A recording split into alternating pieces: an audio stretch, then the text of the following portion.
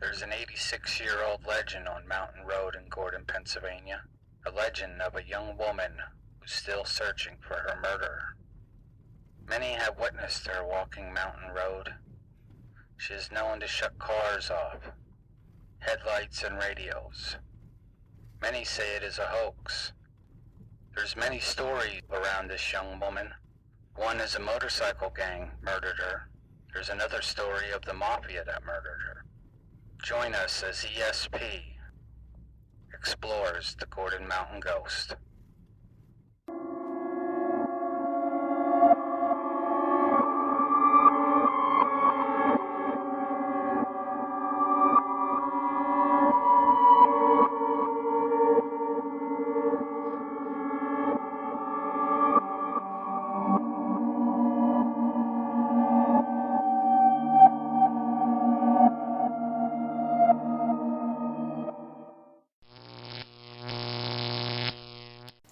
March 13th, me and Kerri took a drive on the old mountain road, and we took a walk up by the lake. And what you're about to see here is just Kerri's initial feelings on the area. We done this before we did any research, and this is what she got. The first thing I felt when we went onto the road, I felt very nervous.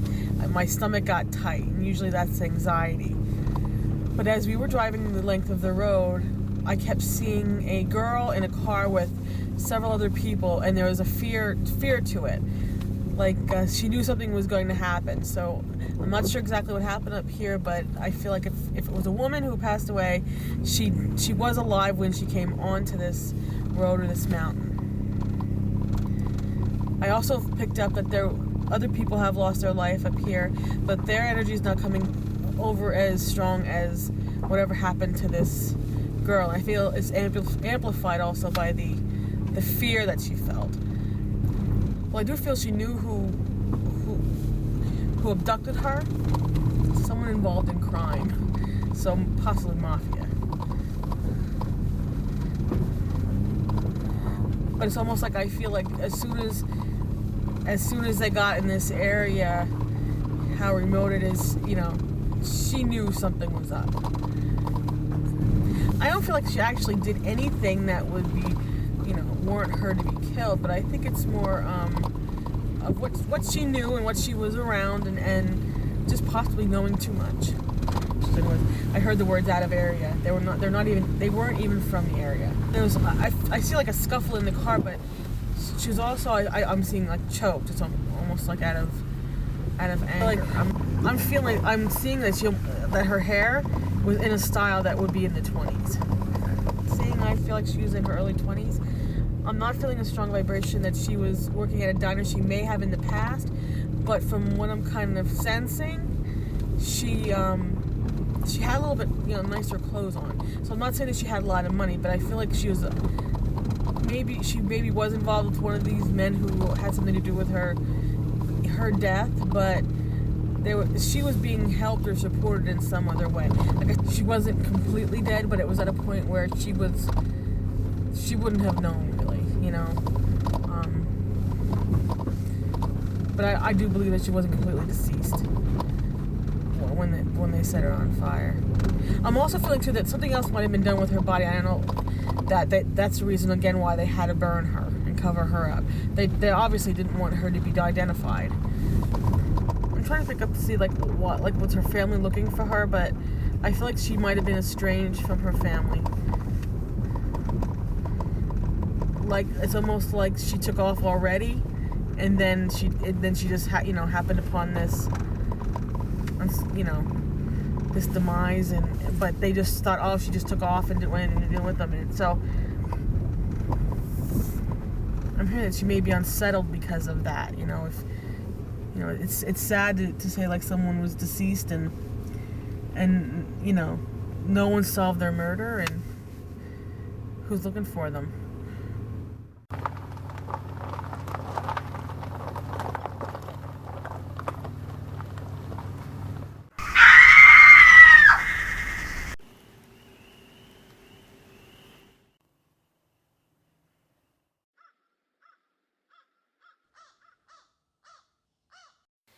Mr. and Mrs. Claude Duncan from Gordon decided to take a walk on Gordon Mountain hunting wildflowers. What was supposed to be a pleasant walk through the mountain turned into something very heinous. They came upon a scene where there were several crows cawing and circling above something lying on the ground. When they got closer, they noticed that it was a girl. The fate of the woman proved to be true savagery, as the details of what happened in the woman's last hours emerged. The woman was burned from her knees up. Her torso, the top of her legs, her arms, her fingers, and part of her head was burned. One side of her face was contorted in pain. There was blood spatters on her clothes and also on bits and pieces of her clothing which were scattered around the scene. Questions soon surfaced. Was the woman murdered first and then carried from the roadway to the place where she now lay? Or was she burned alive? Who was she? Who was the murderer? One thing was certain. Deputy Coroner James Roth of Fountain Springs said that the woman was abused and criminally attacked prior to her being murdered. Based on the 1925 newspaper report, Dr. Robert Spencer of Ashland and his colleague Stephen Segunda performed the autopsy. Dr. Spencer noted that the woman smelled of gasoline, that she had a scar on her abdomen and a slight humpback, and that she was slightly unconscious when the gasoline was poured over her and she was lit on fire. News of the murder spread quickly throughout Schuylkill County as the state police asked for anyone's assistance and if they knew any missing women in the area. Reports soon came in of a Mrs. Anna Richardson or Mrs. Anna Sullivan who had disappeared a week prior. People reported to see Anna Sullivan getting into a blue sedan with one gentleman heading toward Gordon Mountain. Others actually saw her in Pottsville near Center and Norwegian Streets talking to several gentlemen and then disappearing and not coming back. The police were convinced this was Anna Sullivan. However, shortly after, it was determined that Anna Sullivan was actually alive and living in Shamokin. The investigation continued, and soon it was positively identified that the woman was Sarah Pruitt. However, again, she was found alive. Holy Thursday, the state police were running down several clues from several missing women from Tamaqua to Mahanoy City to Frackville, and soon a third positive identification was made. The family of Lillian Palm Olive Tyler identified her body at Fountain Springs Hospital, based on her hair and her teeth.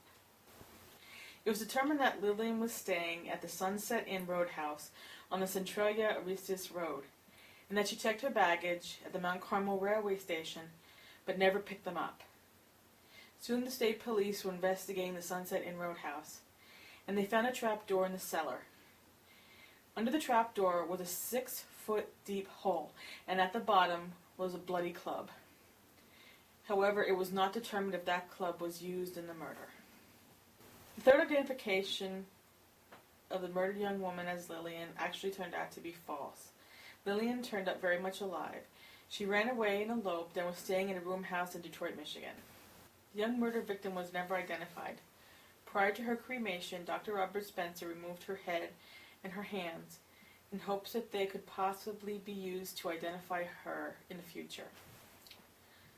Dr. Spencer preserved the woman's hands and kept them in his office for 17 years. The woman's head was also preserved and is now in the Harrisburg State Police Barracks. A plaster head was created that resembled the victim's face, color, and complexion, and kept in the auto showroom of J. Sightsenger of Gordon. Currently, the head resides at the Schuylkill Historical Society and is categorized as item A1147. Shortly after the murder, there was car problems on Mountain Road. People traveling the road, the car would shut off, or their headlights would shut off. And rumors soon started that the road was haunted. And a lot of people thought it was this young lady. Jay Sightsenger got word of this, and him and some buddies decided to have some fun with it. Some of the things they did was run around in the woods with sheets on, and then they had a more elaborate plan where they had a mannequin tied to a rope, and when somebody got near it, they would pull the rope and just get a glimpse of this mannequin going up through the trees. and everybody run screaming. I'm sure this was hoaxed a lot, not only by him. During the investigation, 2 local residents stopped by to say hi, and turns out they were hoaxing it too when they were young.